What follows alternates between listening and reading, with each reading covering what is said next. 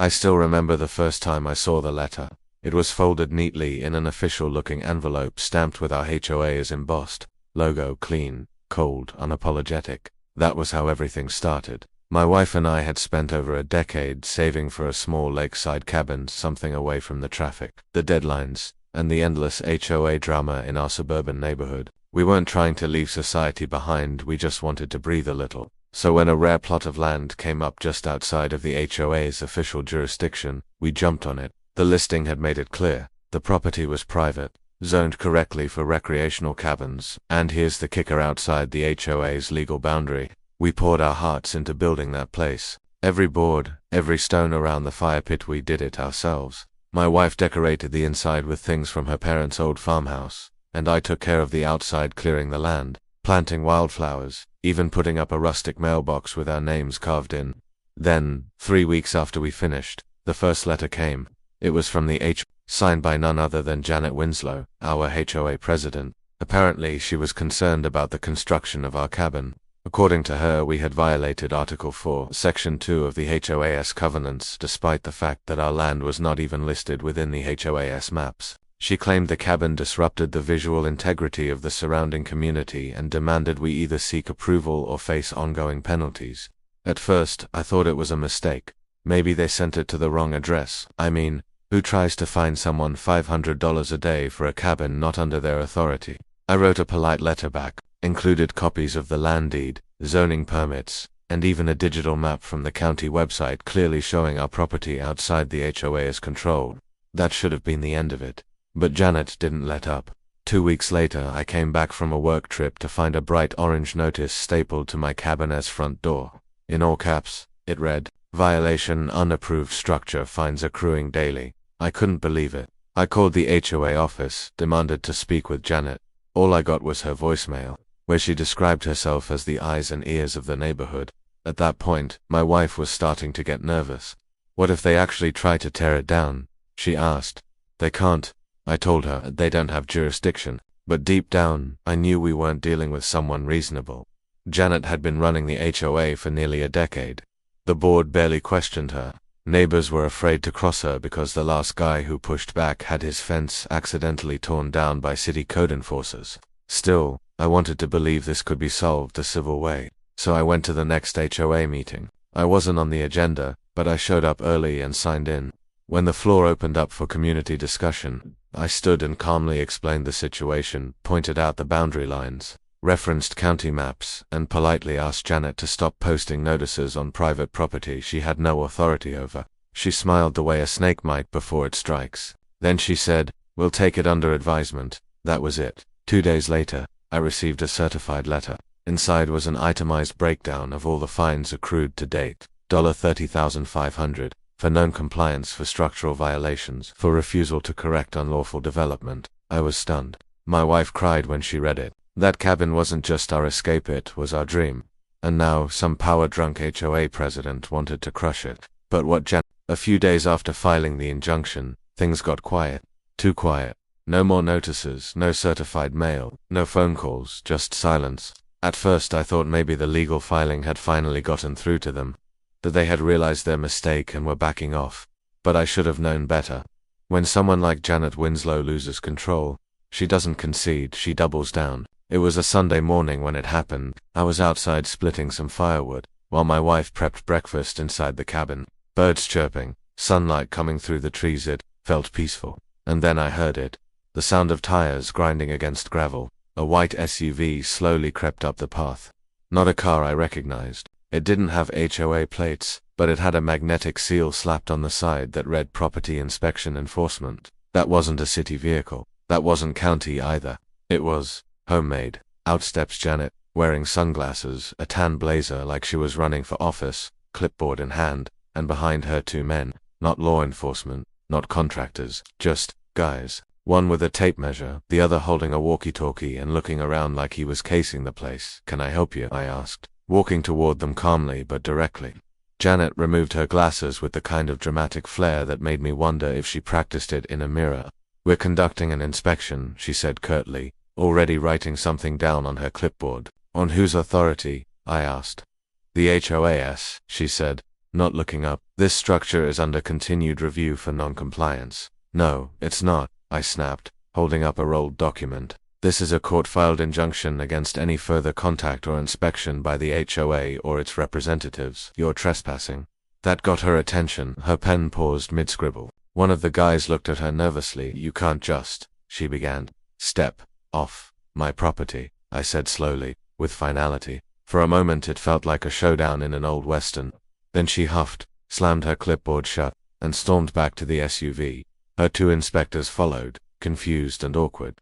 As they reversed down the gravel, Janet leaned out the window and shouted, "This isn't over." My wife came out, clutching her phone, having recorded the entire thing. "That wasn't an inspection," she said. "That was intimidation." I nodded. "It's going to court now. All of it, and I meant it." I forwarded the footage to my lawyer, who added it to our injunction filing.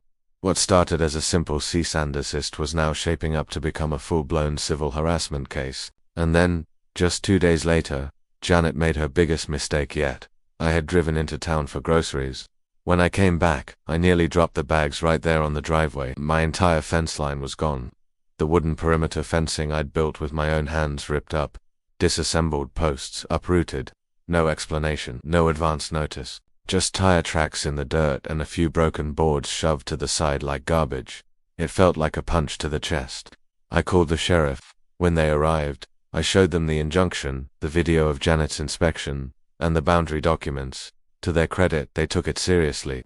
One of them, a younger deputy with a southern drawl, looked at the broken fence and said, "Whoever did this had tools, time, and no fear of getting caught." I didn't need to guess who was behind it. I made a formal police report. My lawyer added destruction of private property to the civil case. This wasn't just harassment anymore, it was vandalism, and we had more than enough evidence. But the real nail in Janet's coffin came the following week. A neighbor, someone who lived in the HOA and had always kept their head down, called me privately. "I saw her," they said. "Janet, the night before your fence disappeared. She was out there with 2 guys in a flatbed truck. They were loading the wood. I didn't want to get involved, but it's not right." I thanked them and asked if they'd be willing to speak to my lawyer. They said yes. That witness statement was the final piece we needed. When Janet was served the full court summons, harassment, vandalism, trespassing, and attempted fraudulent enforcement, "I've been in some serious rooms before. I've worn a badge, testified under oath, and faced people who did real damage, but there was something uniquely satisfying about walking into that modest county courtroom with my head held high, carrying a folder full of evidence against a woman who had pushed every boundary of power and decency." My wife sat beside me in the front row. She clutched the folder of printed HOA violations, the photos of our destroyed fence, and a USB drive holding the video of Janet's unauthorized inspection. I could feel the nerves in her grip, but I wasn't nervous, I was focused. Janet Winslow showed up in her usual performative flare-white blouse, Pearl's thick binder clutched in hand, and a lawyer who looked like he was regretting every second he was being paid for. She avoided eye contact. She wasn't wearing her usual smugness. She looked uncertain. When the judge entered and everyone rose, there was a tension so thick you could feel it in your teeth. This wasn't a federal case, not a televised drama, but it meant something to us, to everyone in the gallery, including a few HOA residents who had come just to witness what was about to go down. We were sworn in. I went first.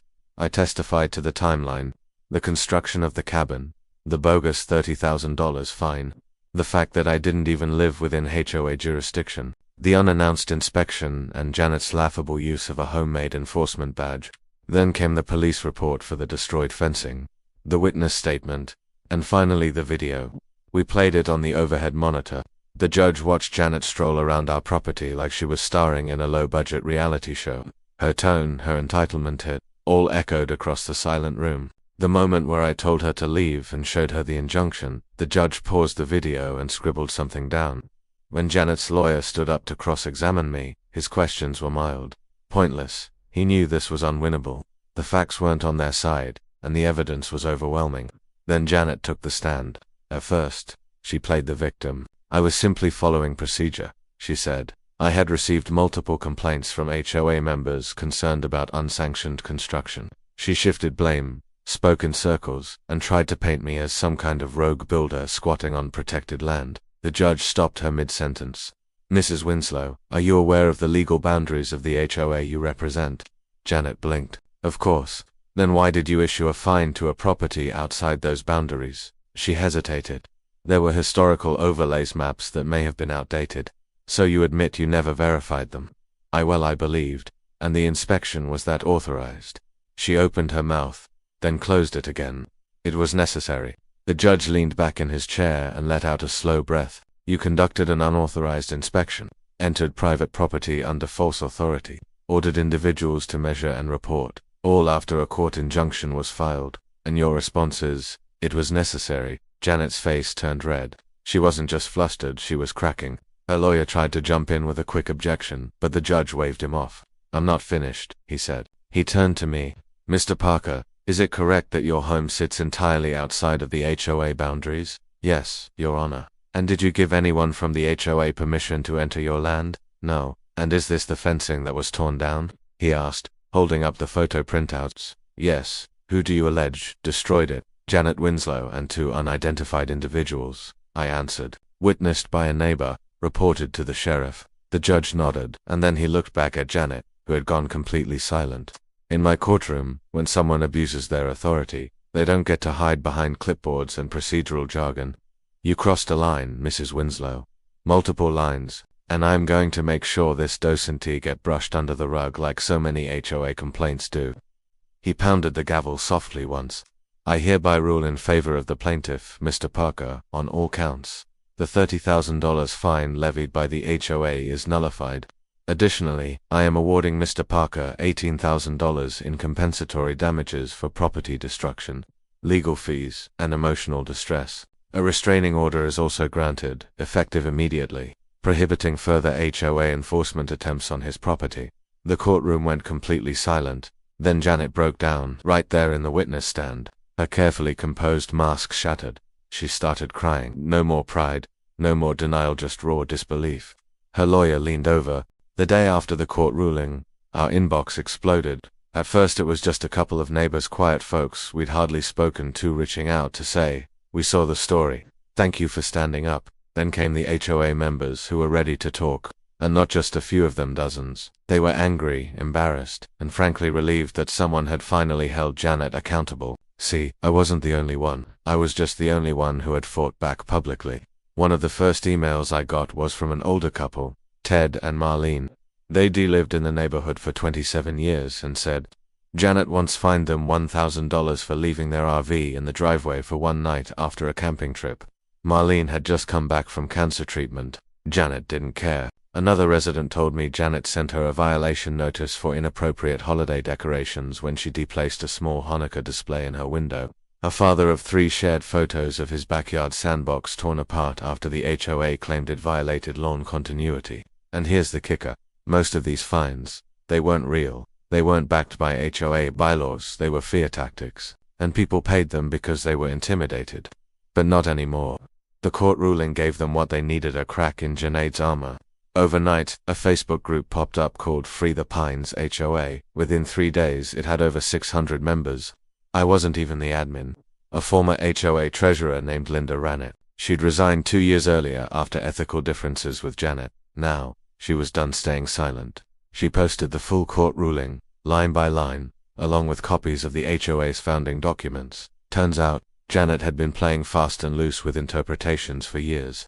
The historic overlays she used to justify enforcing rules on properties outside the HOA, complete fiction. The group started gathering evidence of financial misconduct, missing HOA dues, vendor kickbacks. One guy claimed Janet's nephew ran a landscaping company that somehow won every HOA grounds contract without bids. Suddenly, what started as a court win for me became a wildfire. A petition began circulating for Janet's removal as HOA president. It needed 200 signatures. It got 410 in 2 days. The next week, the HOA called an emergency meeting, probably hoping to calm the storm. My wife and I didn't even plan to attend, but residents basically begged us to. We pulled up to the community clubhouse at 6:45 p.m. The parking lot looked like a high school football game night. People stood outside holding signs. One read, I paid $600 to paint my mailbox. Where did that go, Janet? Another just said freedom from HOA tyranny. Inside, the meeting room was at fire code capacity. Janet stood at the front, flanked by 3 board members, 2 of whom looked like they'd rather be anywhere else. She opened with a short statement. Something about misunderstandings and legal misinterpretations, then someone shouted, "Why'd the judge fine you 18 grand, Janet?" Silence. Another person stood up. "You trespassed on that man's land. Why should you lead anything?" That was the beginning of the end. People took the mic one after another, not just to vent, but to share how the HOA had bullied them. Fines for beds, threats over fences. A grandmother stood up and said her grandson stopped visiting because he was scared of the mean lady with the clipboard. When it was my turn, I didn't grandstand. I said, "This isn't just about me, it's about everyone who thought they didn't have a voice here. I built a cabin on my land. That's not a crime. What's criminal is the abuse of power that has been going on unchecked for far too long."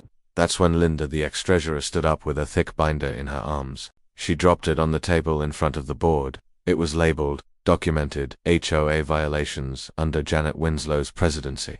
She flipped it open and said, "Page 27, Misallocation of Snow Removal Funds. Page 63, Unauthorized Fee Increases. Page 101, Falsified Boundary Maps." Janet stood up suddenly. She was flushed, trembling. She yelled, "You all want chaos? Fine. Try running this neighborhood without me. Good luck finding someone who cares." She stormed out of the clubhouse in front of a silent crowd. No one followed her. 2 board members resigned within a week. A temporary vote placed Linda as interim president. She immediately froze all non-essential spending and began a third-party audit. And for the first time in years, people felt like the HOA wasn't a weapon pointed at their front yards. As for me, I spent the next weekend finishing. 3 weeks had passed since Janet's dramatic exit from the HOA meeting, and honestly, life had finally gone back to normal. No more anonymous notices taped to our door. No more surprise inspections or fake citations. Just the peaceful sound of lake water, birds in the trees, and my daughter laughing on the porch as we grilled dinner. Then one morning, as I was sipping my coffee, a thick envelope showed up in our mailbox. At first, I assumed it was another residual piece of HOA drama, notice about the special audit, or maybe a letter from one of the newly elected board members. But the return address stopped me cold. It wasn't from the HOA, it was from County Code Enforcement, and tucked inside, with official stamps and court seals, was a formal enforcement action not against me, but against Janet Winslow. Apparently, the hearing judge hadn't just dropped my case and penalized her for damages. ED also passed the information forward to the Zoning Commission and Permit Office after realizing just how far out of line she'd stepped. The photos, the unlicensed land encroachment, and especially the falsified boundary documents, those weren't just HOA mistakes. They were municipal violations, and felony-level ones. According to the letter, Janet had been fined an additional $47,000 for unauthorized excavation, trespassing, and filing fraudulent planning documents. It included a demand for immediate restoration of any damaged land and a temporary ban on HOA enforcement roles anywhere in the county. That last part. Yeah, it basically blacklisted her from ever holding a position of power in any community board in the county again. And the cherry on top, her landscaping companies, the one she'd been secretly funneling HOA money to under different contract names, was also under investigation for tax evasion and improper licensing. I didn't even know she ran a company under her nephew's name until a neighbor sent me the link. But the authorities did their homework. She was tangled up in it deep. The audits unearthed years of shady financial dealings. So while I was finishing the last coat of varnish on our deck rail, Janet Winslow was standing in front of a county magistrate, pleading for leniency. She didn't get it. News of her court appearance spread fast, especially because someone, not me, had snapped a picture of her crying on the courthouse steps, clutching a folder of rejected appeals. That image ended up on the front page of the community Facebook group and got shared over 3,000 times. Caption: When the HOA president finally gets a taste of her own rules. I wasn't proud of the schadenfreude, but I won't lie, save that photo. And here's where the story came full circle. A month later, a large for sale by owner sign went up in front of Janet's lake house. Turns out she demortgaged it up to the hilt to fight my case and cover those early fines. But after the second ruling and the audit, she couldn't afford to stay. The house sold within weeks, ironically, to a couple who'd been fined by Janet for having an unsanctioned boat shed. The husband told me he planned to turn her house into a vacation rental called Karma Cabin, no joke. Meanwhile, Linda and the new board kept the reform momentum going. The HOA bylaws were rewritten with resident input. All fines now required photographic evidence, documentation, and board approval. And new community initiatives were launched. Actual neighborhood barbecues, gardening contests, and even a HOA transparency dashboard that showed where every penny went. It felt like people finally had a say in the place they lived. Like the community wasn't something to fear but something to belong to again. As for me, I still live in my cabin. Still wake up every morning to the sound of loons on the lake and the wind through pine trees. But now, instead of worrying about some petty power trip knocking on my door, I smile knowing the door's wide open for family, for friends, and for freedom. And Janet, well, last I heard, she moved 3 counties over. Rumor has it she tried applying for another HOA position there. They denied her. Guess word travels fast when your face is tied to a $30,000 judgment and a meme that still circulates on neighborhood Facebook pages every Christmas. In the end, she wasn't just overruled by a judge. She was voted out by the very people she thought were beneath her. And when the dust settled, we didn't just get justice. We got our community back.